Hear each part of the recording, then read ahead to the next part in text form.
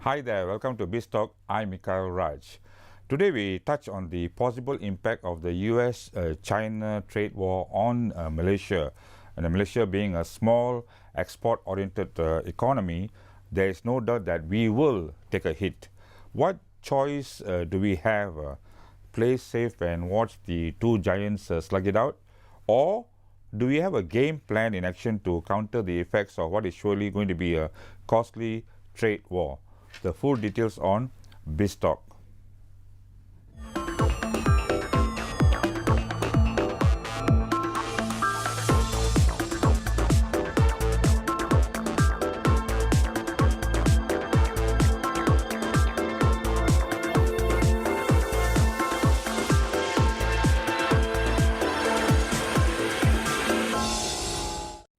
Welcome back for an insight into the US-China trade war, which only seems to be worsening. We have in the studio SAMIRUL Arifff OTHMAN. He's the Senior Research Officer at the Malaysian Institute of Economic Research. SAMIRUL, welcome to the studio. How are you today? Fine, thank you. Okay, Samirul, head on. Question is, how serious would be the implications of the tit-for-tat trade war between US and China? It started in July last year, and especially for Malaysia, is this something that Malaysia should be very deeply concerned about? Yeah, from my point of view, it's serious because if you see, in terms of production of economic growth, economic output in the world, the United States produces about 25% of the world economic output, and China about 15%. So combined, that is about 40% of the world economic output. Malaysia, on the other hand, produces about 0.4%, or 1/100th of the combined output of both countries. But also, if you see, both the United States and China are our major trading partners. You see, China is both in terms of export and import. That is trade lah. And actually now we run a deficit with China. So who are our biggest trading partners now? It's China, Singapore, the European Union, and Japan, and United States of America. But 15 years ago, actually America was our biggest trading partner. So what happened over the past 15 years? If you see the numbers, they have reverse roles. China they almost have reverse roles. And the other thing I wanted to add was, in terms of trade, both China and United States is about 25% of our import and export. That is trade. Maybe because, do you think that the US has underestimated China's economic powers or prowess? And is it justified for the US to see China as a threat? I will get into that maybe a bit later, but first I just want to talk more about the economics, and then that's more like a political economic angle. So what do we export and what do we import from China is actually E&E. Electronics and electrical items, electronic items and electrical products. And you see, when we export to China, China also exports to America. And so if America puts a barrier to entry of Chinese products, so our sale to China will also be affected. So our export is more or less contingent to whether the Americans can buy Chinese products. That has been debated about how vulnerable will be, because both countries, as you said, are major trading partners and quite major investors in Malaysia. So, but the question that we have to ask ourselves is whether Malaysia has a game plan or an action plan to cushion the impact of this trade war. Okay, yes. Okay. Now, you see, there are two things we can do. One is we diversify our markets. And in the long term, we have to strengthen our competitiveness.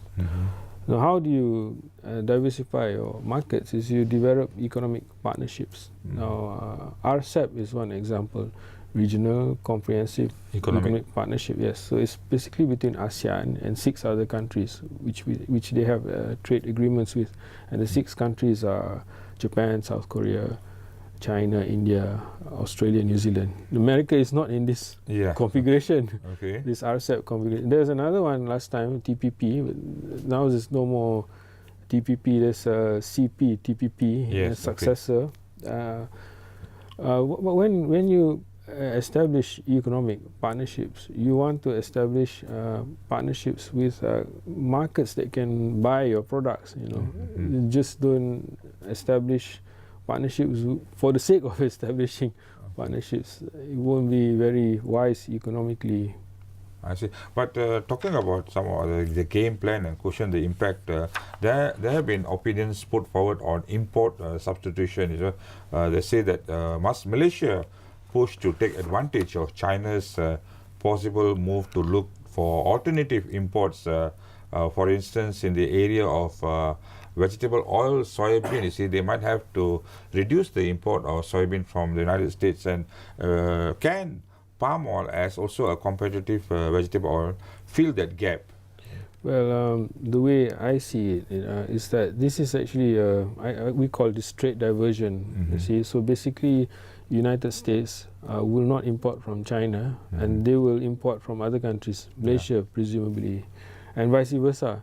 China will not import from the US. They will import from other countries such as Malaysia, for example, Malaysia. This is called trade diversion. But if you do economic simulation, you find that the advantages of trade diversion will be outweighed or by the damage done by a trade war. Yes, the benefits is little. So I want to say how we, in the beginning, how we affected is through trade diversion. The other one is through global value chains, and I will get into that. What do I mean by global value chains? Okay, indeed, Samirul, global value chains, and also I want to ask you about trade diversion you talked about, and also later when I come back from the break, I want to talk about trade diversion of investments and all that. But hold your thoughts. We'll take a short break here, and we'll be back after these messages. Stay with us.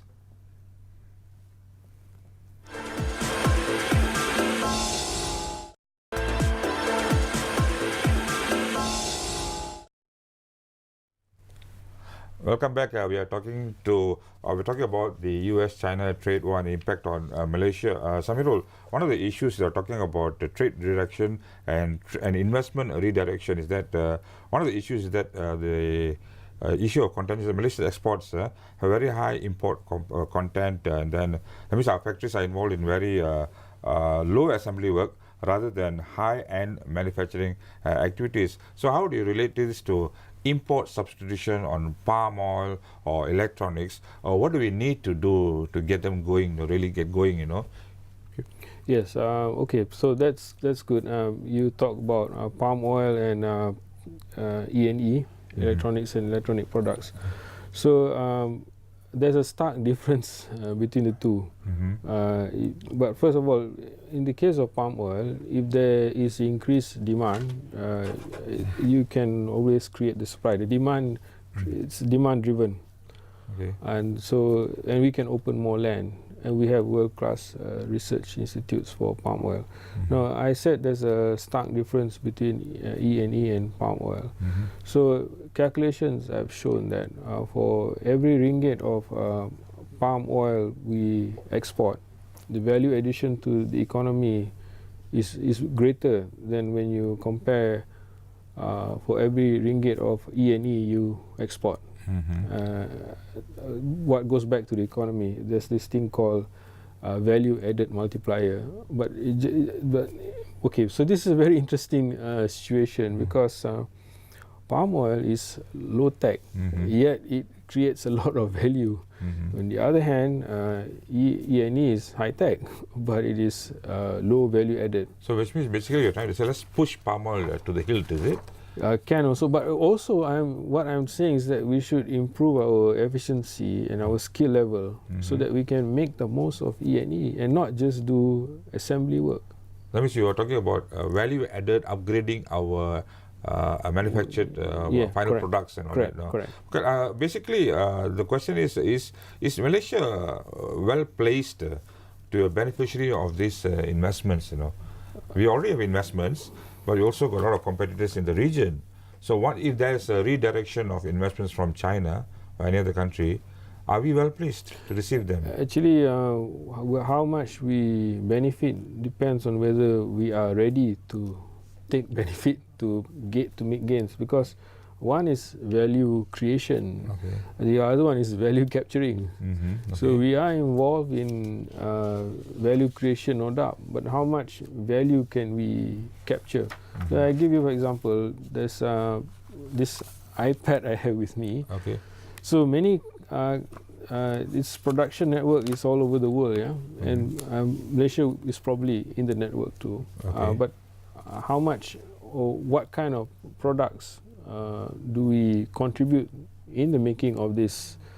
This may be 5,000 ringgit, but how much did we contribute? 10%, 20%? And that's the thing that we should be concerned about. Our returns are quite low. You talk about the economies. We have to look, that will relate to the skill level and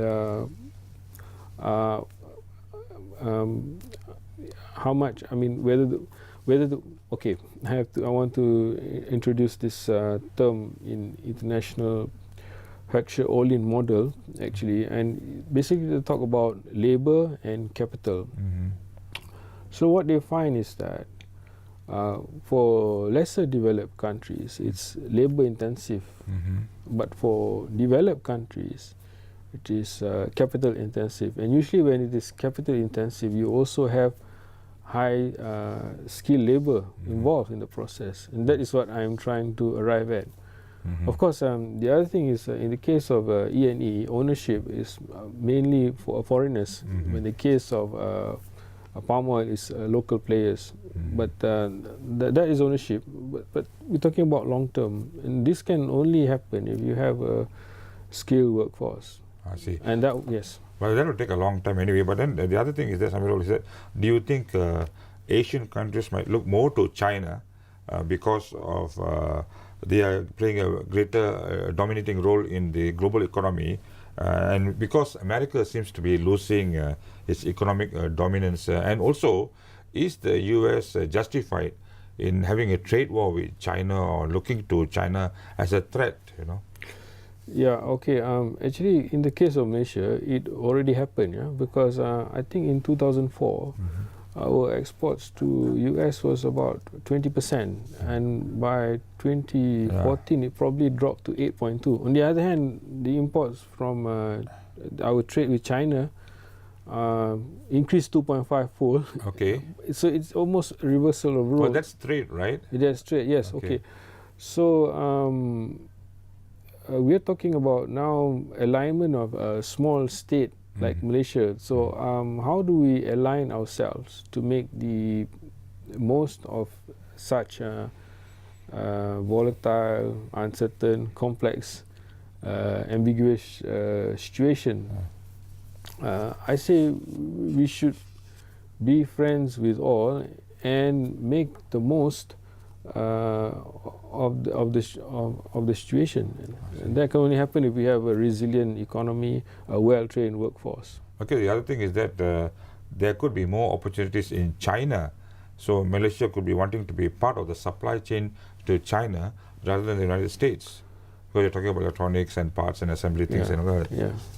Is that true? But being involved in trade is one thing, but also in the past, when you see in terms of technology transfer, we seem to benefit a lot from American presence, probably Japanese too.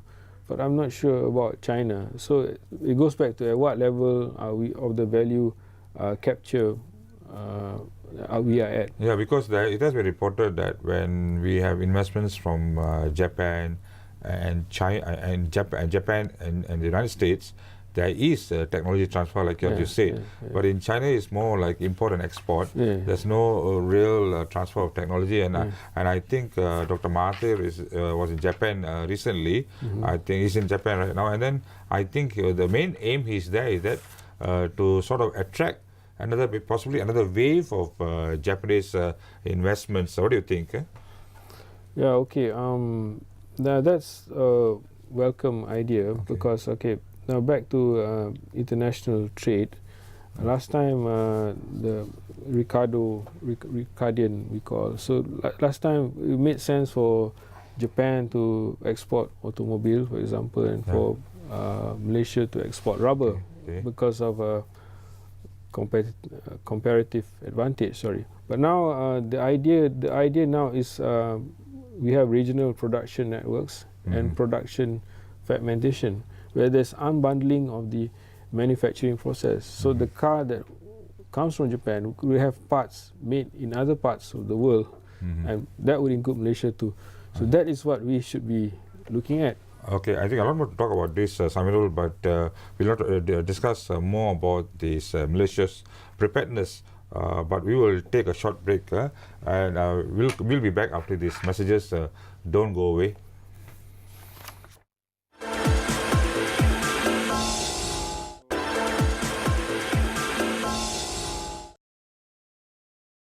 Welcome back.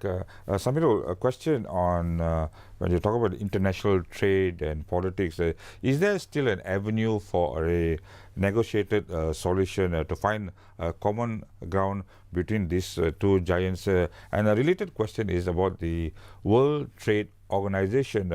What are they doing? They seem to be in a state of semi-paralysis. They don't seem to want to get involved between Beijing and Washington, to bring them both to the negotiating table. Yeah, I'm glad you brought this issue up. Actually, I wrote an op-ed on this 2 years ago. I said, don't abandon the WTO, just fix it. Yeah, so the criticism of the WTO is its dispute settlement body. And so we can see why what appears to be a paralysis or inaction or whatever. So actually, at the conclusion of the Second World War, they wanted to set two institutions were set up, IMF and World Bank. But the one on trade, which was supposed to be International Trade Organization, it took a long time for that to come an agreement. Only a decade later did it become WTO. And part of the reason is how they're going to do all this dispute settlement and all that. They haven't really figured that out. But I think they had a tough time because they were GATT before and they became WTO. But right now, what they might be dealing with are two superpowers. Correct. And is there a scenario, a case where Washington is actually ignoring the WTO completely? Yeah, I think both want to reshape the WTO in its own mold, you can say. And so, but no. The other thing is there was a lot of FTAs, and then there were bilateral agreements. So WTO has to monitor all of this and come up with some stand. But you mentioned about the RCEP also. Just like to ask you, what is the progress update of the RCEP? I think Malaysia has stated that very interested to participate in the RCEP. Okay, but how long will it take to actually? I'm not sure about the timeline. No. Okay, question about Malaysia is that there's no choice but to liberalize further incentives to boost exports and rewrite investment guidelines to attract companies wanting to relocate out of China. So, do you think that Malaysia needs to rewrite its investment guidelines? Yeah, so one of the criticisms is that there's massive involvement of, there's a heavy involvement of government in business and crowding out through the form of GLCs. Yeah. So, and the Pakistan government is closely looking at this. They will say that GLCs, they're going to study the role of GLCs and all that. So I think this issue will be addressed and will become more attractive. Yeah. There will be no more crowding out of investments. Okay, but from your observation, who do you think will win the trade war? I think nobody will win from the trade war. Everybody will lose. It will be a costly war that everybody will lose out. It will be costly. When you're talking about a scenario that everybody will lose out, what kind of scenario are you looking at? Well, actually, if you see IMF and World Bank, all they have reduced their growth numbers. Okay. Now, what are the repercussions when the growth is coming down? Okay, for example, on Malaysia, what are we talking about? Yeah, because Malaysia is a open economy, highly interconnected to the global economy, and trade as a percentage, I think you wanted to ask that, trade as a percentage of GDP is 130%. The world average is around 60%. Although 15 years ago was as high as 200%, and Singapore now is around 200%. But the thing is, so any shocks in the trading in the international system, be it through price fluctuations, commodities, or trade war, will adversely impact us. Yeah. Because we are a small open economy. So even the bigger danger is that we know that tariffs are undesirable, and tariffs will obviously drive up business costs in the United States and in China. Even they are telling the US companies are now paying for the increased tariffs. One of the issues that for Malaysia, will it drive some companies out of business? Yeah, I think that might happen. How soon are you talking about? In what way? I mean, I don't have exact data on that. But what kind of companies do you think the export-oriented companies will be really affected? Yeah, most probably. Like when you're talking about electronics, ours is really electronics, exports, semiconductors, and all that. Do you think that will really take a hit? It could, because it's our major export to China. Okay. And both in terms of import and export. Yeah, but and like I said, the export of our export to China is contingent whether China can export to the US. Yes, but what about the fact that some of them say that Malaysia seems to have the best buffer against a trade war because it's backed up by the crude oil and crude palm oil prices and all that. Will that be an effective buffer against any downturn? Yeah, okay. So that's a good question. If you see our balance of payment, our current account is positive. Yeah. It has been positive, although the net current account balance is a bit shrinking, but it's still positive. Yeah.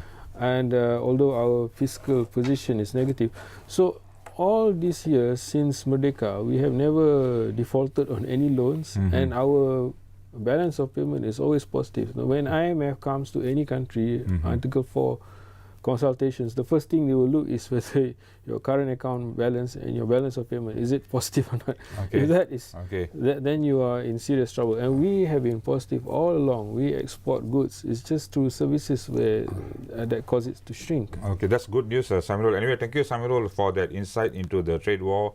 I really hope some rational minds will prevail in Washington and Beijing to come to amicable agreement. So anyway, this has been Biz Talk. Until the next time, bye for now.